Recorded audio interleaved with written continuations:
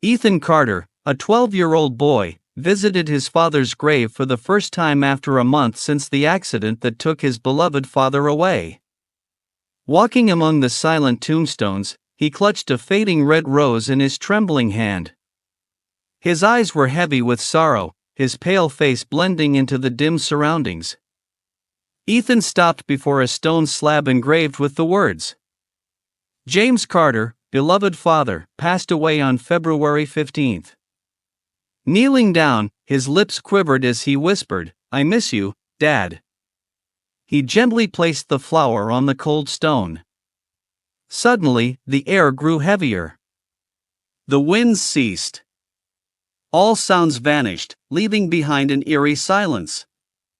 Then, a strange noise broke the stillness, a faint rustling of soil, as if something was shifting beneath the ground. Ethan's body stiffened. He turned sharply, but saw nothing but darkness. Swallowing hard, he tried to steady his breath, yet the unsettling feeling only grew stronger. Then, a hoarse, deep voice echoed through the night. "Ethan." It was his father's voice, familiar yet disturbingly unnatural. Ethan froze, eyes widening in horror.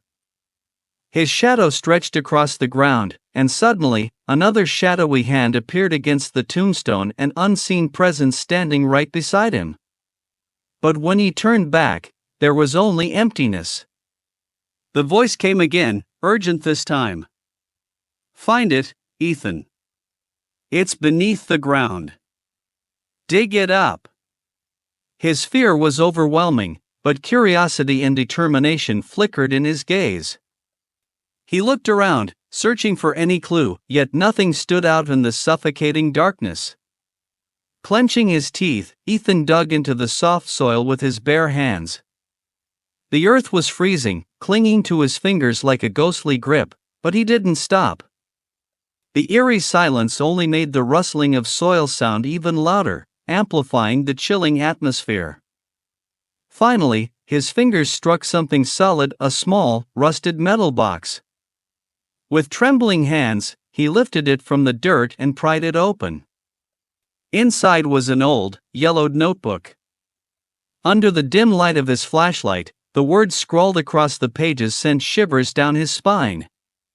"They did it. Don't trust the police." A cold dread crept down his back. He glanced around the cemetery once more. But this time, the wind howled violently, carrying a sinister whisper through the air. A ghostly hand clutched his shoulder, and his father's voice rang out one last time, desperate. "Run!" Ethan clutched the notebook tightly as he sprinted home, his heart pounding like a drum. Even within the dim glow of his bedroom light, the chill from the graveyard refused to leave him. Sitting on his bed, he flipped through the aged pages, his eyes scanning his father's frantic notes. Slowly, the horrifying truth unraveled. James Carter had uncovered a deep web of corruption, a secret criminal network operating within the local police force. Smuggling, murders, his father had discovered everything. But the most terrifying part was the last line, scribbled in fresh, blood-red ink, as if it had just been written yesterday. "Run, Ethan. They know you found it." His breath hitched. His pulse quickened. The room felt smaller, suffocating. The ticking of the wall clock grew unbearably loud, each second stretching endlessly. Then, the lights flickered violently. And in the next moment, darkness swallowed the room whole. Panic surged through him. Ethan fumbled for his phone, but the screen remained black, unresponsive. In the oppressive silence, footsteps echoed from the hallway. Soft, slow, deliberate. Creak, creak. The sound grew closer. Ethan held his breath, eyes locked on the door. The handle turned ever so slightly, letting out a long, agonizing creak. Then, the door swung open.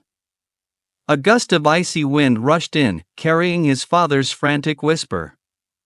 "Don't let them take it, Ethan. The truth is in there." Ethan didn't think, he just ran. Clutching the notebook tightly to his chest, he dashed out of the room, down the stairs. His mind screamed only one thing: run. Run as far as possible.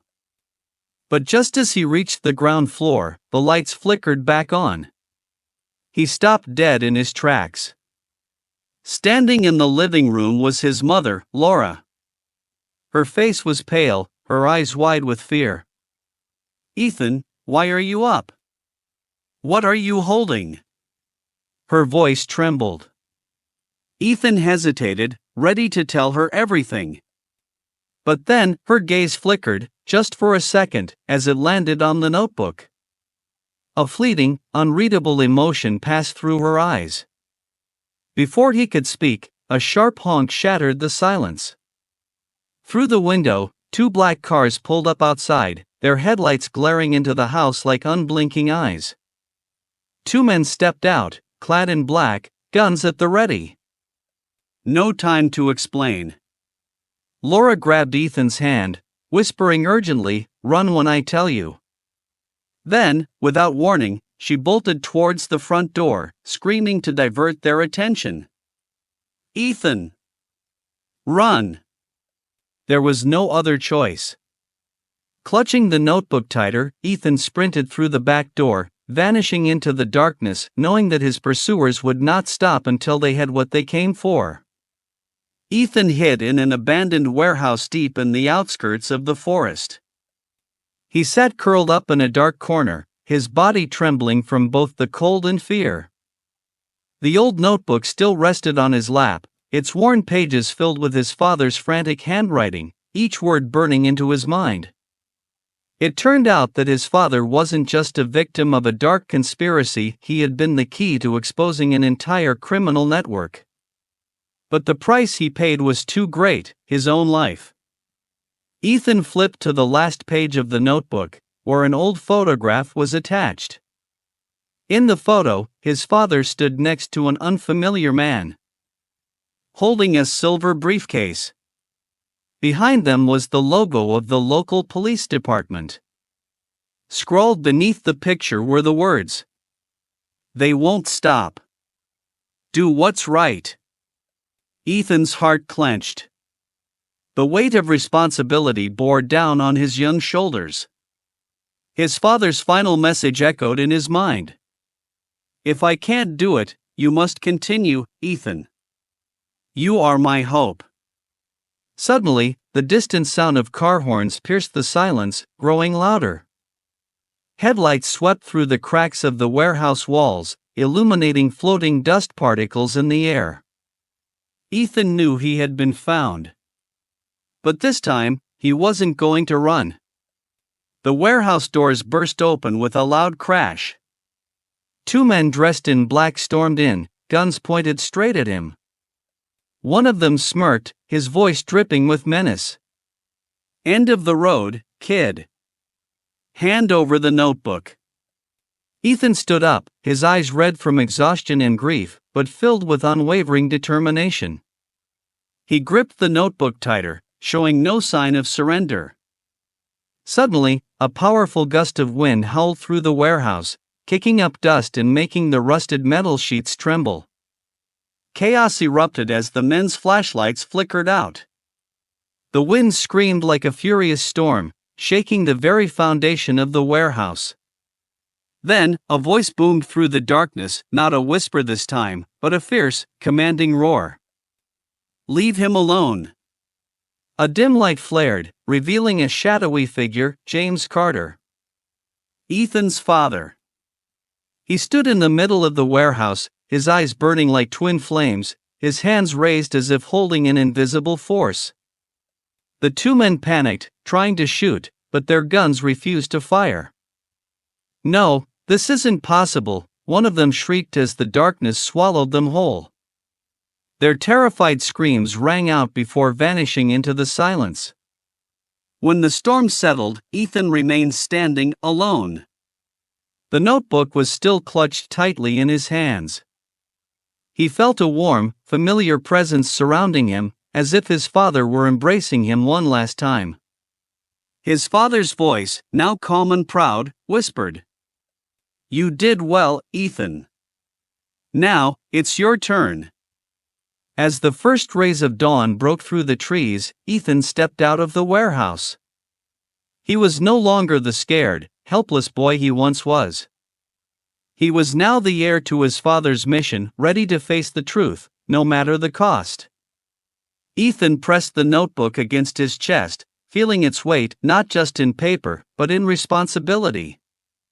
The cold remnants of the night faded as a gentle morning breeze carried the scent of damp earth after the rain. A rusty old truck was parked not far away. Inside, his mother, Laura, sat anxiously waiting.